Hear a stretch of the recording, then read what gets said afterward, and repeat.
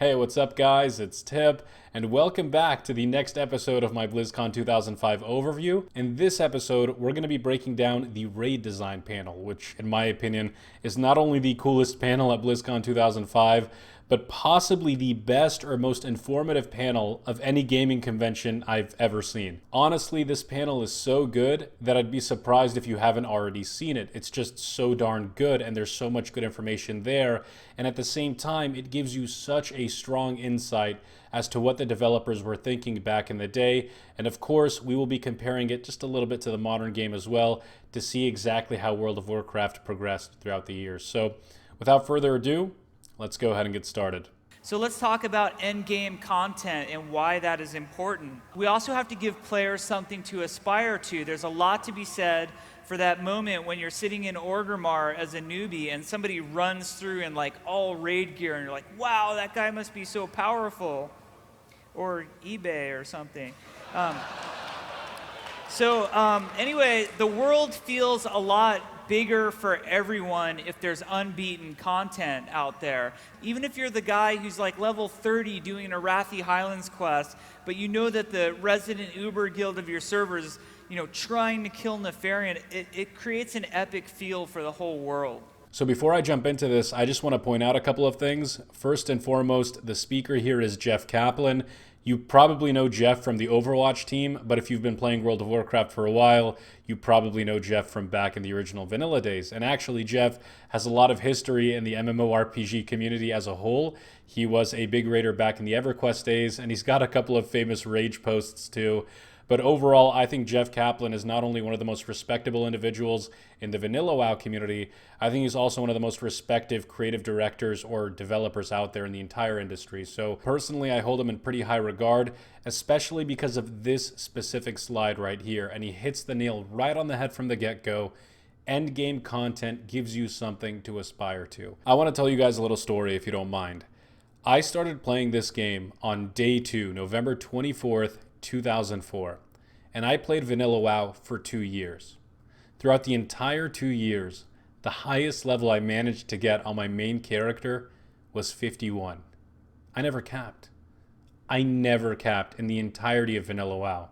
Part of that was because I made so many alts and I never stuck to one particular character, but one of the biggest reasons as to why I never capped was the world and the experience of the world and everything that you could do leveling up. And one of the coolest things about the world was the concept of raiding. This concept that I would just hear about while I was leveling up. And just the fact that it existed, and it existed behind an attunement process, it existed behind getting to level cap. It was essentially this threshold, this pinnacle, this plateau that always kept me motivated to continue playing, even though I never reached it. And when he says something to aspire to here, I think that's one of the most important parts about endgame content. For the noobs like I was back in the day, it gave you something to just look forward to and to fantasize about and to allow your imagination to run wild and fill in all the little gaps. I know I'm not logically breaking down its importance, but on an emotional level, it actually plays a very pivotal role. And it's super important, in my opinion, for endgame content to be gated behind some kind of impressive achievement. Otherwise, if everybody can do it, it's just not interesting anymore, and it's not something you can imagine and fantasize about. It's just something you find on your plate and you eat it just like any other piece of content. And unfortunately, in the live game, that's something that's happened over the years, something that I disagree with, and something that makes me look forward to Classic WoW just a little bit more. But let's go ahead and continue. The 1% myth, why do you create content for 1% of your population? 1% is such a convenient number, just pulled out of thin air. Now, this is a very interesting question. Why create content for the 1%? The 1% of players, I guess it's kind of like the proverbial example of the elitist, the top-end raider, the mythic raider in context of today's World of Warcraft. Why waste development resources on creating content for that upper echelon of players that's probably only generating like 1% of your revenue, right? The thing about content in an MMORPG is that it doesn't always have to be consumed. It simply has to be a part of the world. Even though the content will only be completed by 1% of the players, that doesn't necessarily mean that that content doesn't have an impact on the 99%. I mean, let's look at Naxxramas as a raid, for example. Nax Ramus was only completed by 0.1% of the players in the world. 0.1%. 1 out of 1,000 players got to complete Nax Ramus. But look at all the content that the mystery of Nax Ramus has generated over the past 10 years. I mean, think about all the Nax videos that you've seen over the years. Think of all the conversations that you've had about Nax with other people that didn't get to play it as well or didn't get to rate it as well. So much content, so much intrigue and mystery has been created just by the mere fact that Nax Ramus existed in the game, even though it was only completed by 0.1% of the players. And that's the really cool thing about the top echelon content.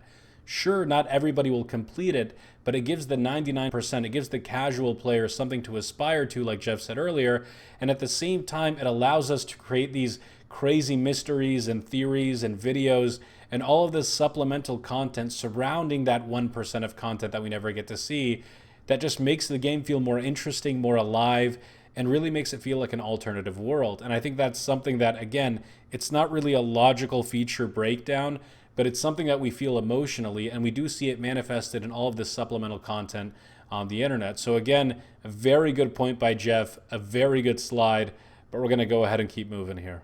When we're making a raid encounter, we sit down and constantly ask ourselves, what is each class doing right now? If I'm a druid, what am I doing? Am I healing? Is there something for me to hibernate? If I'm a rogue, am I going to get ripped apart by the AE? If I'm a warrior, am I single tanking this or off tanking? We have to ask ourselves, what is each class doing? We never want to approach a raid from too far back and too big picture that we forget what it's like to be an individual player at that encounter at that time. Wow. Honestly. I don't know what to say. I just want to take a moment here real quick to compliment Jeff Kaplan on this statement. This is a developer who understands what RPGs are. This is a developer who clearly cares about his game, and this is a developer who understands the importance of class identity even in the context of raids. Very specifically, Jeff lets us know that every single raid in vanilla World of Warcraft was designed with classes in mind and what specific abilities and what specific contributions classes can bring to the table. This is so cool, man, because it gives classes the opportunity to shine in areas where other classes can't. I mean, if I'm a paladin, for example, and I know that my bop is going to be incredibly important in this fight, I take pride in that. It makes me feel good. It makes me feel like I'm unique and that I'm bringing something unique to the table, and it helps me stand out amongst all of the other classes. If I'm a warrior, for example, I know that I'm the only tank, I'm the only class in the game that can pick up this boss and take the damage. That's awesome too. Every single class in vanilla has a role to play in the raiding scene. Sure, not all classes are good at everything, but you know what? They don't need to be. That's not the point. Classes can still enjoy being in raids and can still be brought to raids by the mere fact that they have something to contribute on each and every fight, or at least the majority of fights.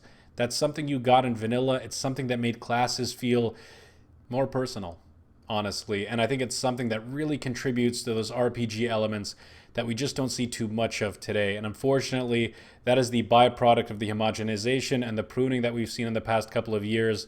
But again, it's just one of those things that was so cool back in Classic WoW, even in TBC as well. And I'm glad it's something that we're going to be seeing again.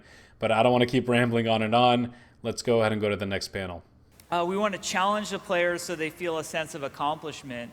This is a real tricky one. You can turn that knob of difficulty up on the players. If you ratchet it up too high, it creates a lot of frustration on the player base. We want you to beat our encounters, but we want the encounters to challenge you in a fun and creative way. We want you to, as players, to walk away and say, we really had to work on our strategy. We didn't get it on the first try.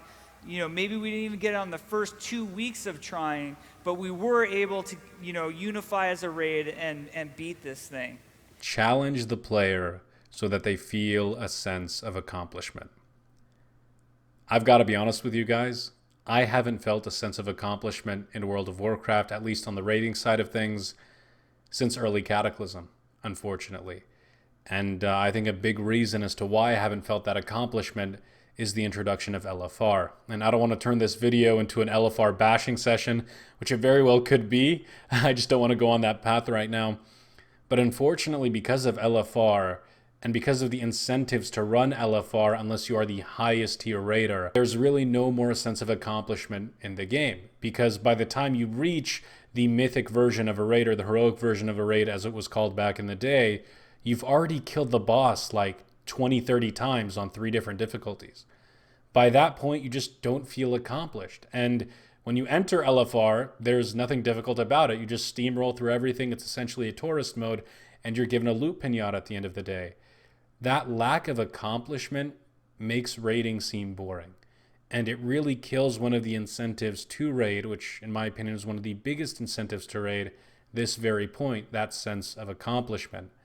Unfortunately, since the end of Cataclysm, basically, since Dragon Soul, we just haven't been able to feel that accomplishment anymore because we already kill the bosses on a lower degree of difficulty before reaching them on the difficulty that we feel is appropriate. And it doesn't matter if we haven't killed him on the higher level difficulty yet. We've already taken him down before, and it doesn't feel the same as attacking a boss with a standard difficulty for the first time, wiping on him for a couple of weeks, and then finally taking him down. That's where the accomplishment really comes in. And again, unfortunately, it's just something that we haven't seen for a long time. And I swear to God, this is one of the biggest reasons as to why I'm super excited for Classic raiding. That sense of, yes, we killed this boss, now we move on. We don't have to do them 100 more times on different difficulties. We move on to the next boss. That's something I'm really looking forward to. I'll just finish up with looking at the big picture a little bit. Our goal is to have enough content to keep a full-time raiding guild busy each night of the week for a week. For the expansion, we want to deliver a menu of raid content. Kind of the way that raid content has worked out so far in WoW has been very linear. Okay, so here's where I see a lot of criticisms come into play when talking about the original versions of the game, namely Vanilla and Burning Crusade. Yes, it's true that in the early versions of World of Warcraft, you were raiding a lot, like pretty much every night, as Jeff explains here. Part of that reason is that raids, or at least some of the earlier raids, still had items that were very, very good later on into the expansion or into the course of the original game. There are items in Molten Core for certain classes that are pretty much best in slot until you hit Nax. Same goes for BWL. So there's really a lot of incentive to go back to the earlier raids and raid them each night, even after you've already cleared them, even after the next tier is available. If you plan on raiding Hardcore and Classic WoW, you are going to be raiding Molten Core for 2 years. You're going to be raiding Blackwing Lair for over a year. You're going to be raiding a lot of these old school raids for the entirety of the expansion or the entirety of the game, because there are so many incentives to do so. Now, obviously, this isn't for everyone, right? Especially casual guilds. Not everybody has the time to raid every single day of the week, but just having that option is so cool. I mean, when is the last expansion, when is the last patch that you could raid every single night of the week, aside from slamming your head against a particular boss you're stuck on? None. And I think it's basically been, since the introduction of ICC and the LFG tool, there's been no need or no reason to go back to the previous raid tier and raid it in World of Warcraft, because the armor, the sets, everything is objectively better the second the next patch tier comes out, and it creates a situation where you are no longer playing the actual game, and I've heard Asmongold say this before, you're playing just the patch, and I think that's a huge problem. In Classic WoW and Vanilla WoW, you are never just playing the patch. You are playing the entire game from start to finish, no matter what point you start the game in, or no matter how far progressed you are. All of the content, all of the raiding content is pretty much always relevant. And that is something, honestly, so underappreciated about Vanilla. You can literally do something every single night, and you will always be progressing. And there's honestly so much more to talk about in this particular panel. But guys, I don't want to go into everything they say here, because really the stuff that's been mentioned so far I think is the most important. And that is the idea that Blizzard's original design philosophy for raiding was that raiding should be this prestigious, extravagant privilege that only those that have put the time and the effort into could actually experience. And those that didn't, maybe they didn't have the time to, maybe they just weren't able to, they would still be able to enjoy it from an outsider's perspective, as somebody that's fantasizing about it, imagining it, allowing their imagination to fill in all of the cool little holes and all the cool little ideas that they're exposed to by seeing players in this cool armor, seeing players in other guilds rating this content. That's what rating was all about. And I know it means that not everybody could get to do it at the time. I certainly didn't. But you know what? I still enjoyed it. I still enjoyed the idea of rating, even though I never set foot in one on my personal account. And I think that's so, so, so cool, guys. Again, it adds more to the world. It makes the world feel more alive. It's all of these small RPG elements that help contribute to make Classic WoW what it was. And honestly, guys, I really, really implore you to go back and check out this entire panel. I'll leave it in the description below.